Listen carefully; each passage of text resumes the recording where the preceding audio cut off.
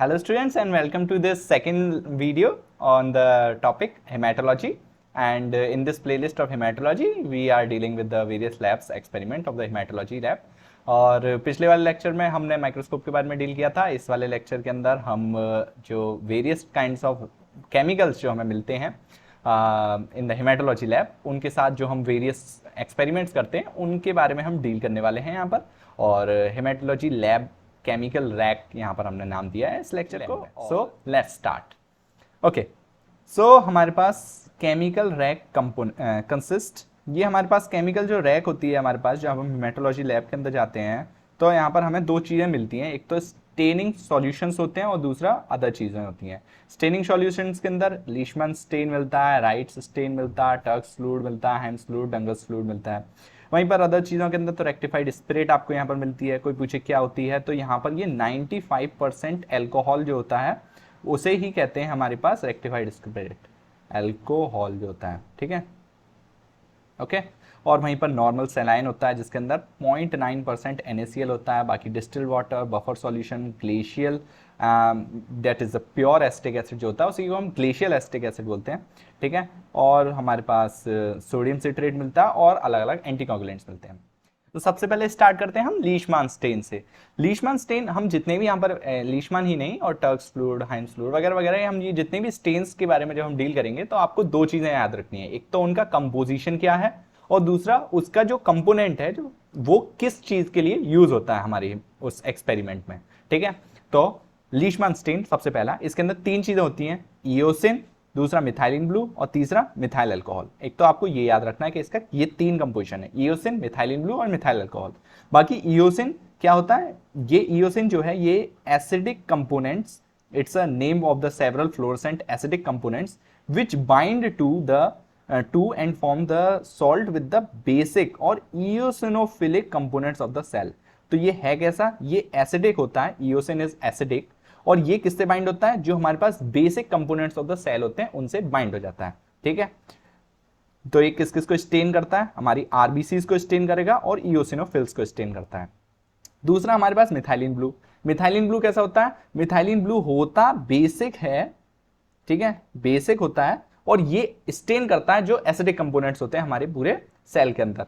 ठीक है, जैसे कि न्यूक्लियस जो होते हैं उन्हें स्टेन करता है, बेसोफिलिक ग्रेन्यूल्स जो होते हैं उन्हें स्टेन करता है। ठीक है, तो इन सब कंपोनेंट्स को ये स्टेन करता है। ठीक है, सो अगर कोई पूछे मिथाइलिन ब्लू क्या होता है, so it is methyl thionium chloride is commonly called the methylene blue.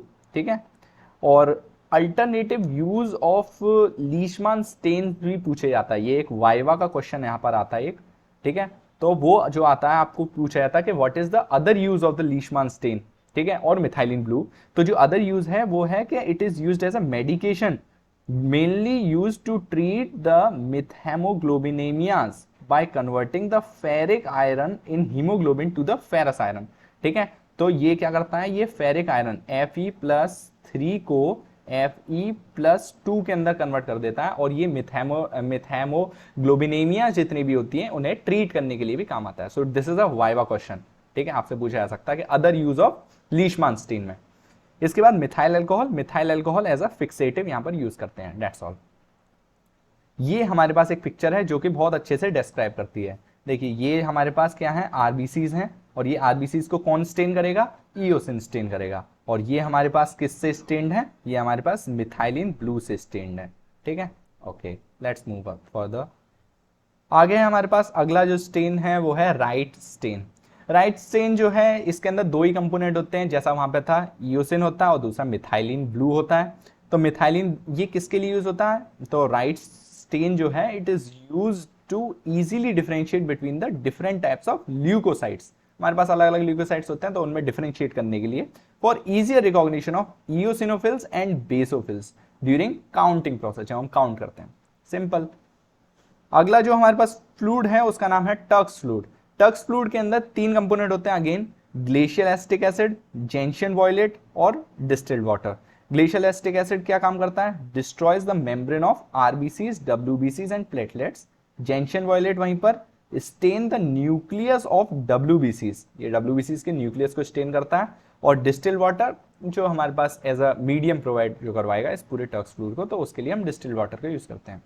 ये यूज काय में होता है, तो Turk's fluid is used in TLC WBC की जब हम काउंटिंग करते हैं, टोटल ल्यूकोसाइट काउंट जब हम करते हैं, TLC is total leucocyte count.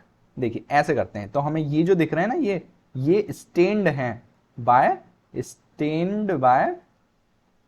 This Tux fluid. ठीक है, समझ गए आप? Okay, very simple. तो इनकी हम काउंटिंग करेंगे ऐसे। अगला जो हमारे पास फ्लूइड आता है वो है हाइम्स फ्लूइड। हाइम्स फ्लूइड में हमारे पास 4 कंपोनेंट होते हैं।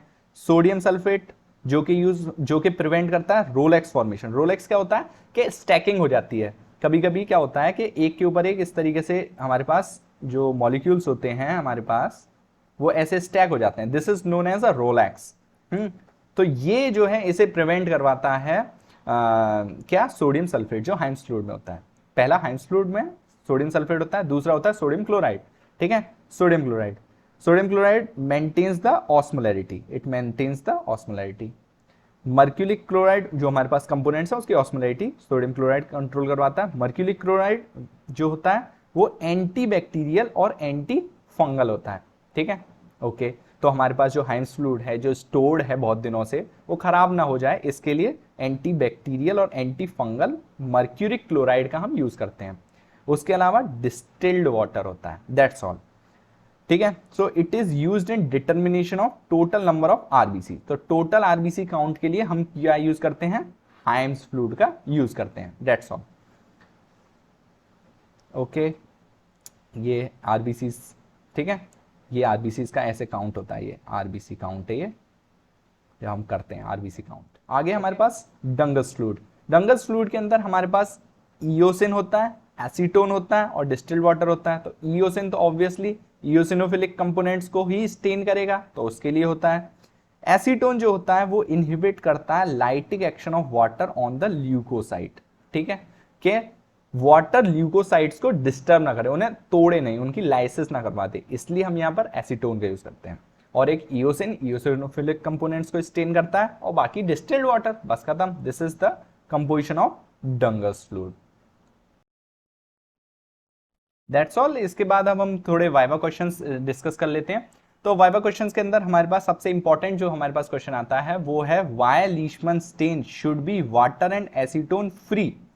तो वाटर अगर लीशमैन स्टेन में होगा तो important thing is rouleaux formation यहां पर हो जाती है। अगर वाटर होगा तो स्टैकिंग हो जाएगी हमारे, ठीक है, जो मॉलिक्यूल्स हैं जो आरबीसीज हैं उनमें रोलेक्स फॉर्मेशन हो जाएगी, स्टैकिंग हो जाएगी। तो उसे प्रिवेंट करवाने के लिए, ठीक है, अच्छे से देखने के लिए यहाँ पर वाटर फ्री होना चाहिए।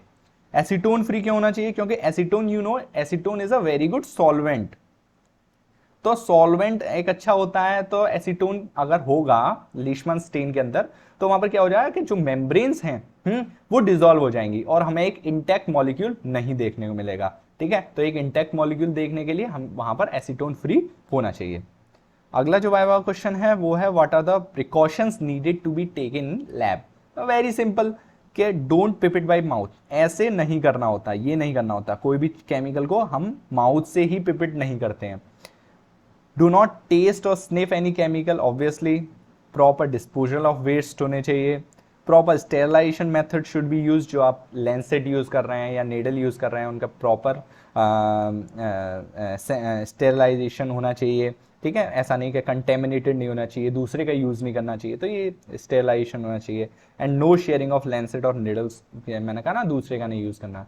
ठीक है, तो यही सब चीजें हैं जो यहाँ पर हमारे इंपॉर्टेंट है। And that's all, these are the important Viva questions, and have we finished our lecture. So thanks for watching, and please do like, share and subscribe my channel. Thank you.